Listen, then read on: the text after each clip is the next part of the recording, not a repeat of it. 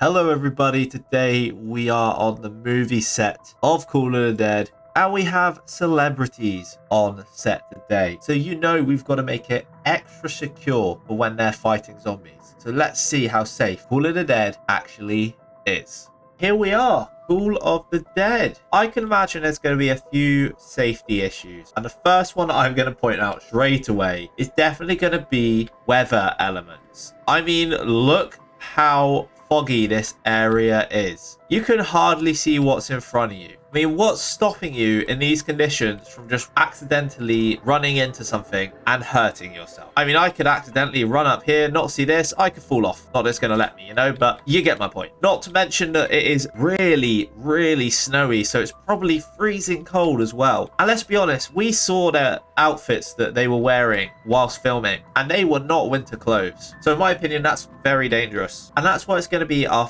first safety risk on this map. And weather elements is going to have to get an overall rating of a 70 out of 100. Now, you would think on a map like this, with the kind of weather that we have, there would be no concerns when it came to any type of burns, any type of fire. But that's where you're wrong, because the first thing I noticed when I come into the cafeteria area, the chill and eat your food area, whatever you want to call it, is fire. There is fire right there burning on the ship. It's not a lot, but it is enough to burn you. So I am actually going to give another risk here for low tier burn. Just in case that wasn't enough, there is more fire here. So there is definitely a case to be made for low tier burn. But because it's not a massive amount, I am going to give it an 85 out of 100. On to our next low tier risk. And I think you're already going to guess what it is, as you can see right in front. There's a couple, to be honest, that we can mention. But the first one we're going to mention are all the cables here, which of course could be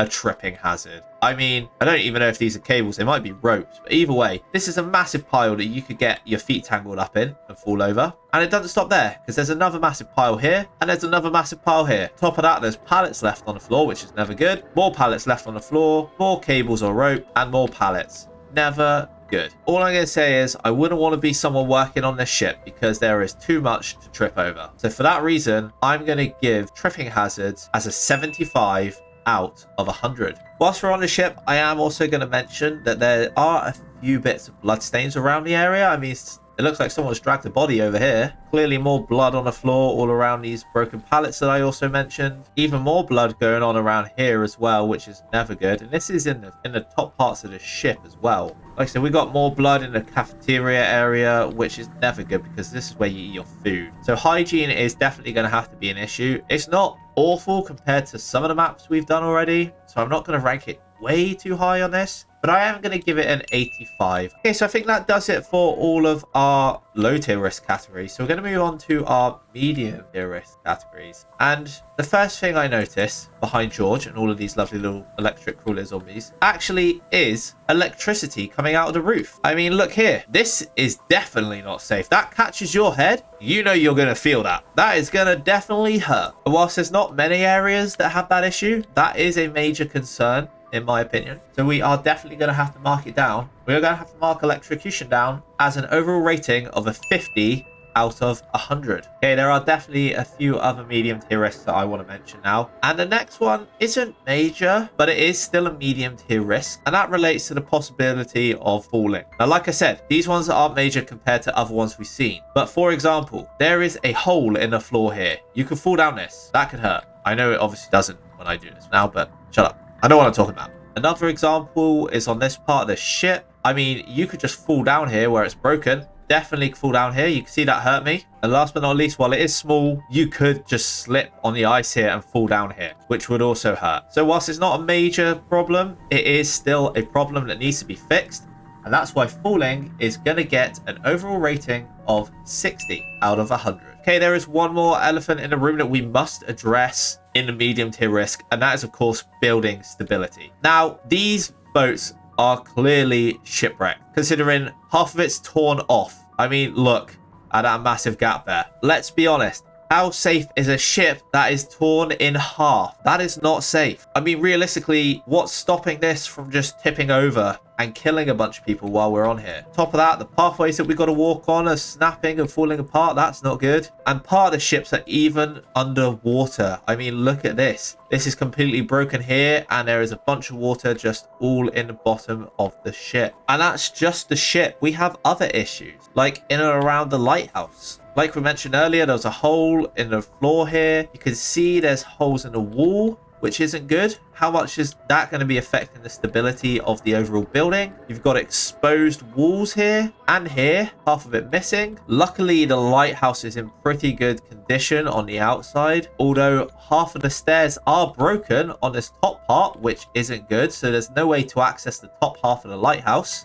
And we can't also forget that the little outhouse here as well, whilst does look stable on the walls, is missing the majority of its roof, which isn't good. So building stability is definitely an issue, even if the main lighthouse is okay. But it still is a major concern. So I am going to have to give building stability an overall rating of 45 out of 100. But I think that is the end for all the medium tier risks, which is good. Now we have the luxuries of looking at any high tier risk. And if I'm honest, there's only one high tier risk that I have identified so far in this map. And I think you guys also know what it is. Yes, it is the water. This map has a lot of water everywhere, and it's pretty deep, all things considering, you know. So what could happen if you're in water? You could drown, and nobody wants people drowning on the job. It's not a good look for employers. And because the possibility of drowning is quite high due to the amount of water that is around the map, we are going to have to put it pretty high. We are going to have to give it a 10 out of 100. And just in case you think I'm done with the water, there is this other concerning issue that I'm having right now. As you can see, my screen is fully freezing up, meaning the water is that cold that I am going to freeze. I mean, I'm not going to put myself in any further. Maybe at the end of the video, I'll show you how bad it gets, just as an FYI to how bad the water is. But freezing in that water is definitely a major concern. And it's our first miscellaneous category of the video. And I think because it can literally kill you, it is going to have to get what I believe to be our lowest rating so far on any safety check, which is an overall rating of 5 out of 100. That's how bad that water could get and how cold it really is. Okay, ladies and gentlemen, we are nearly there. We have one last concern, and that relates to this good old little thing here, the launch. If I jump myself on here, this thing will throw me across the map. Yeah, and whilst it looks like I had a safe landing, that could break my legs. Nobody wants their legs broken, and that could definitely go wrong. I mean, that has a slight issue with it, and it could throw you over there, it could throw you over there, it could throw you up there. You could just splat into the lighthouse for all I know. So it is a massive safety concern, and it is going to have to get an overall rating of 40.